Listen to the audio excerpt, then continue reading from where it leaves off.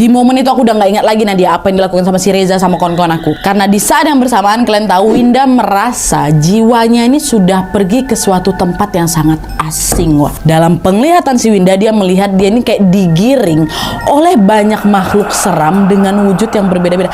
Aduh merinding. Ada sosok orang tanpa kepala Nadia, ada macan, ada kuntilanak, ibu-ibu parubaya, ada anak kecil, banyak lah. Mereka semua ini wak menggiring Winda menuju ke bangunan megah yang tampak seperti istana atau kalian. Dan ketika pintu gerbang istana itu dibuka, Winda langsung sadar bahwa apa yang sedang dilihatnya itu bukanlah dunianya. Masuk ke mana dia nih?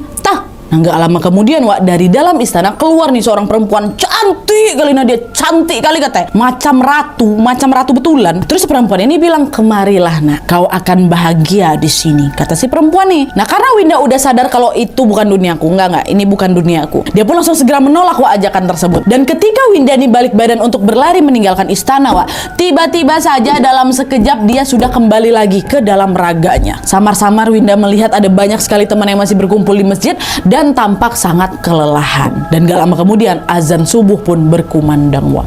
Untung bisa balik ya si Winda. Nah, setelah Winda sepenuhnya sadar dari kesurupan, wak, dia pun bergegas membereskan barang-barangnya. Karena di hari itu acara perkemahan kan udah selesai kan. Nah, pas dia mau balik lagi ke rumah Bu Elmi, wak, lagi-lagi Winda merasa seperti ada sosok laki-laki yang berlari mengejarnya dari belakang. Kejadiannya sama persis kali Nadia waktu aku pulang dari pantai kemarin tuh, ha. Entah itu hanya perasaan aja atau apa, wak, tapi karena ketakutan, Winda pun memilih untuk terus-menerus memejamkan mata. Dia baca doakan, tapi suara lari di belakang ini masih ada, wak. Udah tuh, singkat cerita, tepat sebelum acara perkemahan dibubarkan, wak, tiba-tiba Bagas, kawan yang pertama kali nyadarkan si Winda, datang nih menghampiri si Winda dan mengatakan sesuatu yang membuat Winda lumayan tercengang.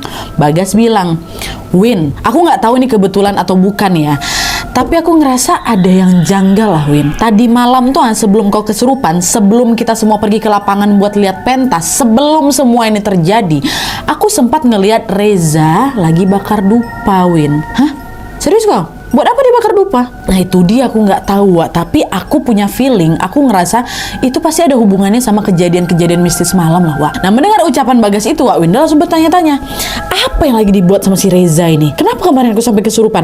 Dan sebenarnya aku nih kenapa? Aku bikin salah apa? Winda pun terus, wak, merenungi perbuatannya itu selama berada di perkemahan itu. Dia menduga kejadian horor yang menimpanya adalah karena tanpa sadar dia sempat nih berbuat salah. Diingat-ingatnya lagi ya kan, mungkin pertama dia sama kawan-kawannya kurang beribadah di situ. Terus kedua, dia ini sempat mengambil kerang kan di laut. Dan yang ketiga, dia melanggar larangan untuk tidak berdandan pada saat memasuki lapangan.